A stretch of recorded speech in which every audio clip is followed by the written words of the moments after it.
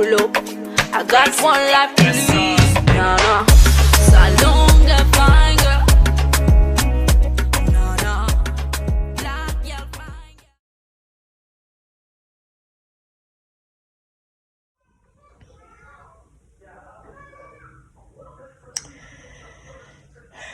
Hi everybody. This is really weird for me. Don't mind my face. I'm breaking out a lot. Here's what, because I am stressed. Anyway, so I found out I had COVID on Tuesday. No, I got tested on Tuesday, August 11th. And my symptoms go back to like August 4th, 5th, something like that. When I started feeling, okay, so let me go back. On August 1st, I was fine. All day, you know, ate good, everything was good. Well, all I had was a coffee, and then I had some salad and chicken, and then I had some dessert with the boys later on in the evening. And then all of a sudden, I woke up with this like belly pain. Like I felt nauseous, like I wanted to vomit or poo. And then I got up, I went to use the bathroom, and then everything started spinning. So I called my husband because he had to work that night. And I mean, since he had to work and be away, so I called my sister on FaceTime so that she could be on the phone. This is like 11 o'clock at night. And I called her, and I just started sweating profusely, like sweating. But anyway, so then that, like after I used the bathroom, I felt a little bit better. But the next day I was just really tired. I think because, you know, I was up all night and I was scared. I was by myself and I was with the boys. So like, it's just even more scary because, you know, anything were to happen, I have toddler boys, so they'll be by themselves. And although Hamza knows how to get to YouTube, I don't know if he knows how to dial 911 or dial someone's number. My son is in the room. Sharif, go finish your food. Go trash that and go finish your food.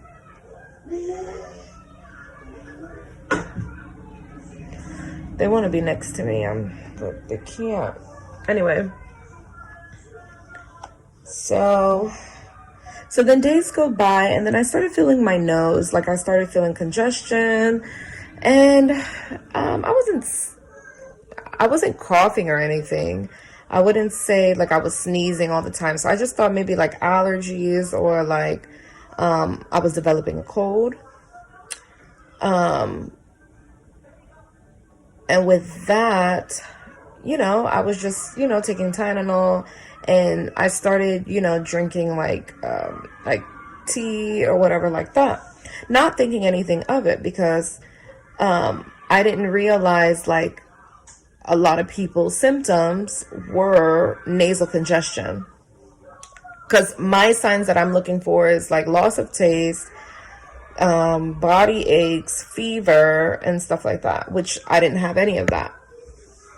So on this was okay, so August 1st I had that episode, and then this was the following like Wednesday. I can't remember that date. First, second, third, fourth, maybe like the 5th, when I started feeling a nasal congestion. So it went through the week. Come Saturday, I was fine. I've been fine this whole time, just nasal congestion. I've been, you know, slowly thinking that it was going away. And then I had my cousins come over. My cousins came over because we had something planned that weekend. And that was, socially distancing safe. And it wasn't too many people in the house. It was just, it was maybe like 4 or 5 of us. No, 5, 6, like 7 of us. No more than 10 people in the house. They stayed with us. But anyway, and then Saturday was fine. The girls did what they had to do and came home. Everything was fine. And then the next day, I woke up. My cousins, they went and got breakfast, brought it home, and then I cooked an African dish, potato leaves. Everything was fine, but I didn't really think anything of it until that evening. I was taking my kids a shower, or that afternoon, I was taking my kids a shower, and I couldn't smell the soap. And we used Dove, and even the bar soap was like the pink soap, so it wasn't unscented or anything like that. And usually, like, after the kid showers, like, especially Sharif, like, he'll come on me and, like, want to hug as I'm dressing him and stuff. And I like to smell him at that point. I couldn't smell anything. So it was so weird because so then it made me think, like, okay, I couldn't even smell the food I was cooking. And for those of you who know, African food does have a smell, especially when you cook it with smoked fish, which I used, and like the ogiri, which is like fermented sesame. So fermented sesame, yeah, that's gonna stink. I couldn't smell that. I was thinking about it. And so then it made me, after I finished dressing him, I went to put perfume on me, and I smelled it, but I could feel the alcohol of the perfume, but I could not smell the fragrance. And I put 2 different perfumes on, and then I took it outside and I said, hey, can you smell this? And he was able to smell it. It's my cousin. And I talked to my other cousin. I was like, can you smell this? And they all like started laughing at me like, girl, you just congested. It's nothing. I was like, no, literally, I cannot smell anything. I cannot smell perfume. Even if I have congestion, I'm able to smell. And those smells may irritate what's going on, but I'm still able to smell. And then, so they're all laughing at me like, girl, it's just congestion. You'll be fine. I didn't take it like that because I really couldn't smell. So that made me really freak out. So excuse my appearance again. But anyway, so I sent, I sent my, like them, advice nurses or whatever like that. I sent something so that I can get like an appointment. And, anyway, I went out that evening, and unfortunately I didn't get the email back about that they wanted me to get COVID tested, because the symptoms I am describing are related to COVID. I had no clue that it was. I knew about the no taste, but I didn't know that the no smell was like a common thing, because I watch the news all the time. My husband, we're on CNN 24/7, and I've never heard of unless I was just like oblivious to it all, I never heard of the no smelling symptom. And not to mention, apparently it's the most common symptom. So anyway, they don't tell you this on the news unless I didn't hear it, but I didn't know. And even everyone around me, they weren't like, no, you need to like really go get this checked, because no smell is not, it's a symptom. But anyway, so this is after I got symptoms August 5th, like nasal congestion, which I did not realize. I'm just thinking allergies or a cold or something like that, because I feel fine. I have no headache, I have no fever, I have no nothing. I feel great, just nasally. And so then that weekend comes, I realize that I cannot smell. So Tuesday comes, so what's that, the 5th? Thursday the 6th, the 7th, the 8th is that Saturday. 8th, the 9th is when I realized my symptoms, because Saturday, actually, it made sense because I sprayed perfume and I was like, hold on, did I spray perfume? And so I sprayed again. And then once I sprayed, I didn't really think to like, oh, let me smell myself, make sure, you know. I was just like, oh, okay, I'm good to go. Not realizing I couldn't smell anything. Anyway, Sunday is when I realized, so that's the 8th and 9th of August is when I realized that I could not smell. So I reached out to my doctors, and then Monday morning, or I reached out, I was able to get an appointment for Monday afternoon, like 4 o'clock.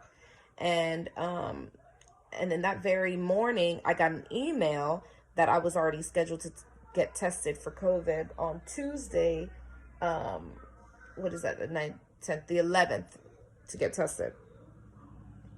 I'm freaking out. I'm crying because I'm like, I've been around people, like my family, unmasked. When I go out, I'm always masked. I'm always taking precaution. I don't go out to dinner. Like if I get food from out, I do curbside and bring it home. I go to the grocery store, but I'm very cautious at the grocery store. I always go prepared with a list, get what I need, get out, have my hand sanitizer, and then when I get home, I wash my hands, change clothes. And what you call it? So, but when I'm with like my family in the house, I don't really mask because everybody else that I'm around is, for the most part, socially distancing or working from home. So they're not really engaging with, like all these outside activities. No. And if they are, they're using precautions. So we usually feel safe at home with our family. But anyway, so I'm crying. I'm like, I've been unmasked around people, and my kids and my husband, and like, because like we're very affectionate people. I'm always hugging, kissing my kids, and which is the most difficult part right now because I'm in my room and they're in the living room. And if they do come in the room, I put my mask on and I can't give kisses and stuff like that. Anyway, so come Tuesday, we go in the morning, get tested. First of all, I'm crying also because before my mom went to Africa, she got tested, the immediate one, and they did the one that they like basically pick at your brain. That's what it looks like, and that's how like much my mom screamed because she felt that way. But anyway, so I thought that was the test I was going to take, but at our facility, they do the nose swab, which I was like, thank God. So that was easy. My husband and I were laughing in the car. Anyway, so I come home. I really don't feel like sick or anything. I don't feel like anything, but I continuously try to find ways to like see if I can smell. So even like I changed my second child's diaper, his poo diaper. I could not smell anything. And those of y'all who know how Sherry get down, or even Hamza get down in the bathroom, it's not funny. So I couldn't smell that. But anyway, so Wednesday comes around. This is the 12th of August. And I found out that I tested positive for corona. I cried like a little baby because I was, one, worried about my family. Two, like my family that's living in here with me, my kids and my husband. And then two, I was around people this weekend. I was around kids. I was around, no more than 15 people, but I was around these people unmasked. And I just felt horrible because the thing is, I did not know. And that is the more reason why I should have put on a mask. And I just felt like I was very irresponsible, even though I did not know. But the fact that I felt a little bit weird and felt a little bit weird about not being able to smell, I should have had a mask on. So all of that, it was going through my head. So that's why one of my things is, no matter what, no matter if you're with family or no matter if you feel comfortable around other people because you kind of know where they've been, for me, I take precaution in everything that I do when it comes to being out, because the last thing I wanted to do was like jeopardize my family, my kids. You don't know how this stuff is going to react with you. That's all the things that I'm scared of. I've seen deaths around happening with COVID. So like I really did take precaution, and I limited the people that I was with. I was never with outside people. I was always, it was either my sister-in-law, my sister, and my parents. And then like occasionally like my aunts. And that was it. And unfortunately, this occasion was with my aunts and my cousins. So, but otherwise, like I take precaution when I go to the store. I'm always masked. I always do the necessary things when I get in the car, wipe my hands with the cloths and sanitize and all this stuff. And so I never just thought, and like I'm super OCD when it comes to the house, when it comes to like me, what I do with my kids. I don't even take my kids to the store because of this stuff. So it was just really nerve-wracking to have to like call all these people like that you were with and explain to them that you tested positive for COVID. I did cry like a little baby because I felt bad. I felt sad. I felt like, will my symptoms progress?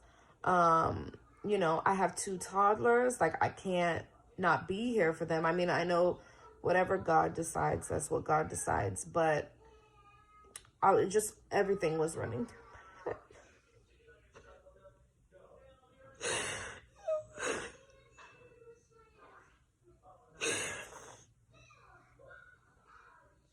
You know, nobody raises your kids like you. And I didn't want something serious like the stories you hear.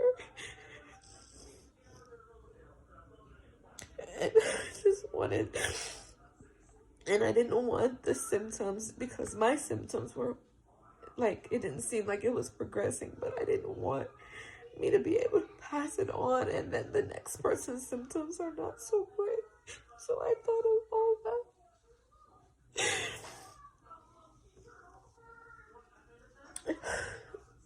But anyway, I thank God, because so far I'm fine. And you know, I still do all the vitamins. I give my kids their vitamins. I'm back. Sorry, I was emotional. You know, it's a scary thing, and I just didn't want anybody to have to go through the tough one. But anyway, pretty much every day I've just been trying to really do my vitamins, because like in the beginning of this pandemic thing, I was always trying to take my 1-a-day vitamins, but I really upped my vitamin D and my C and all of that. And but then as this thing kind of progressed, like everybody else, you kind of just slack, and you still take the precautions you need when you go out, but like, you know, you're like, whatever, and go about your business. But now I'm back at really taking my vitamins, because like I would take them to forget some days and then take them again, you know, when I started slacking. But now I'm trying to take them every day before bed. And then my sister-in-law put me on hydrogen peroxide, and for the stuffiness. And it kind of, they said it breaks down the virus or whatever like that. I'll put a link to the doctor that said that. And I put it in the nebulizer, and I inhale that for like 15 minutes. I sit there, and yeah, my husband and kids, they got tested. Sharif so far is the only result I got back, which was negative, so I thank God. And all the family members, for the most part, that I've been around, their results came back negative, so I thank God. You don't even understand. I just did not want to be, and it could be that like I was around somebody who was asymptomatic, because I was never around somebody who was sick. That was the thing. I was never around somebody who was sick. So I'm trying to figure out where I got it from, as everybody else is negative. So it's super weird, but I know that I have there's nothing else that can explain why I cannot smell. So Yeah, my symptom, I don't know if I mentioned that in the beginning. My symptom is that oh yeah, I did. I give y'all the whole rundown and the whole story. Yeah, so I still cannot smell. Even I'm drinking coffee, I cannot smell it. I cannot smell it. So, I'm waiting back to hear back for my husband's results and my son Hamza's results. My sister and her kids are waiting for their results. My sister's man, her partner, he is negative, so that's good. And my sister and her kids are waiting for their results. I'm waiting back to hear from my brother's results. And yeah, so far so good. I really thank God. I think it was like a slap to wake us up again and really mind, even though we were together as a family, we can still wear our masks, and just be extra careful and extra vigilant around everybody and everything that you do.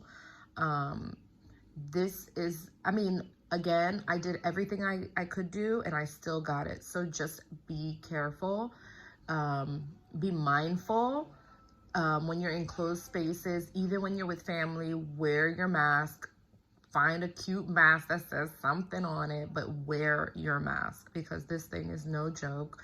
I thank God every day right now and every day period that he just, he did give me a wake-up call, but not that kind. You know, where I would be like other people fighting for my life right now. And I pray that those people are protected and covered by his angels, and just, it's so scary. And just every day you wake up because you're like, what's gonna be today? So I thank God that it's just, I mean, I can live without my smell for a little bit. Although it's a dangerous thing because I have to, like, if I'm cooking, I have to be in the kitchen and be mindful. And I can't be forgetful about it because, you know, I can't smell if something is burning or something. So it's a dangerous thing to have, but I rather that than on a ventilator. And I thank God that, you know, that wasn't it for me. And that wasn't it for my family.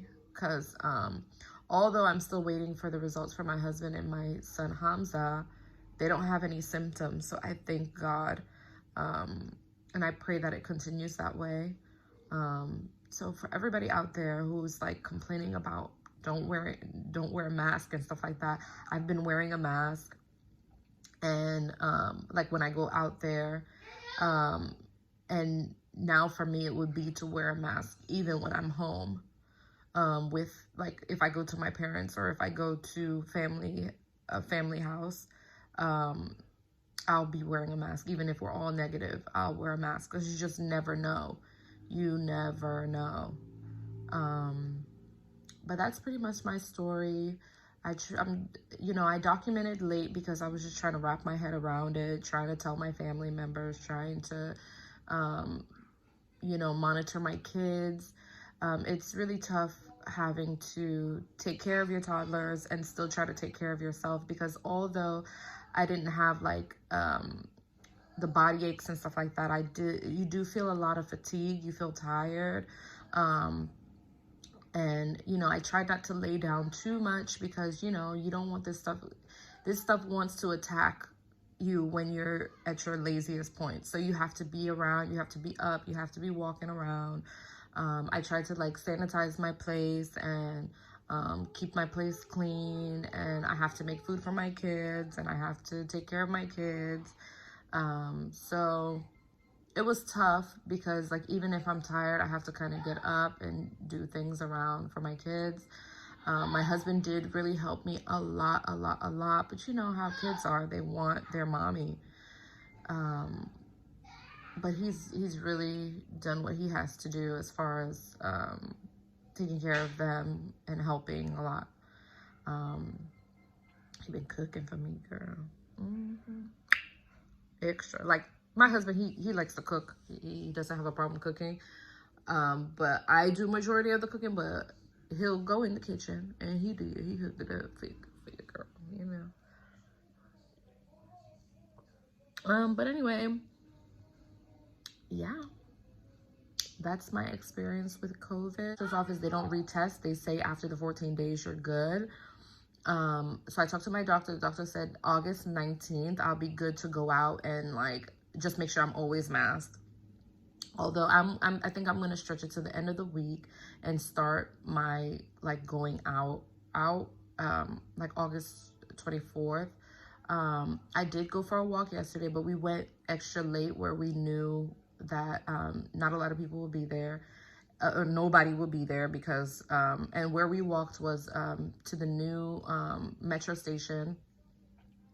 And because we knew that nobody would be there, so we walked there. Like we went like 8 o'clock, there was nobody out, and I had 2 masks on, and I even social distance from my kids and my husband. I walked 6 feet, but he really wanted to push me out so that I'm not laying in the bed, and because that's the thing that everybody's scared about, just this thing attacking. And for us, we just did not know, you know, we didn't know if the symptoms would change.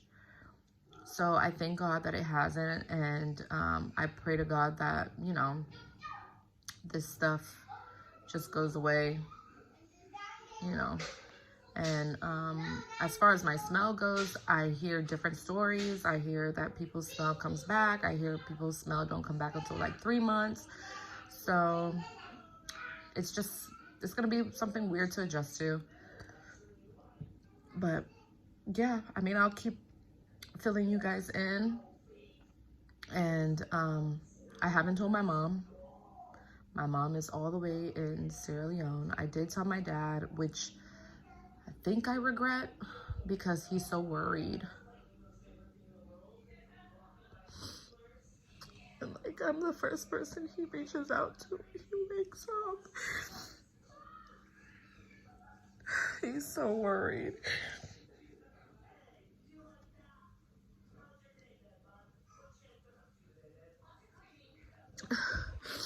But I just couldn't control it, because when he called me, I was already like, he called to check up on me just like he usually does, and I was crying on the phone. But I wish I didn't tell him, because he worked so much and he's still worried. But anyway.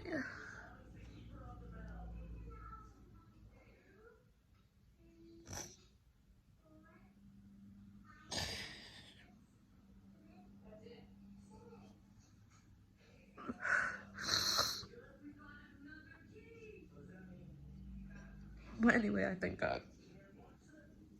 I thank God. Okay, that's enough for now, because I done cried like this whole video, basically. I hate crying because my face, I don't have a pretty cry. My cry is so freaking ugly. I'm laughing. But anyway, you guys really take care of yourselves and really cherish every moment, because this was a scary wake-up call. It was scary, even though, like, again, because you just fear the unknown. You just don't know if it will get better or get worse. You don't know. But anyway, I don't know if I mentioned before, like, I was getting headaches and just tired. That's all, really. So I thank God that my symptoms are not that deep, and, you know, some Tylenol helps, and just sleeping helps. But yeah, love you, bye.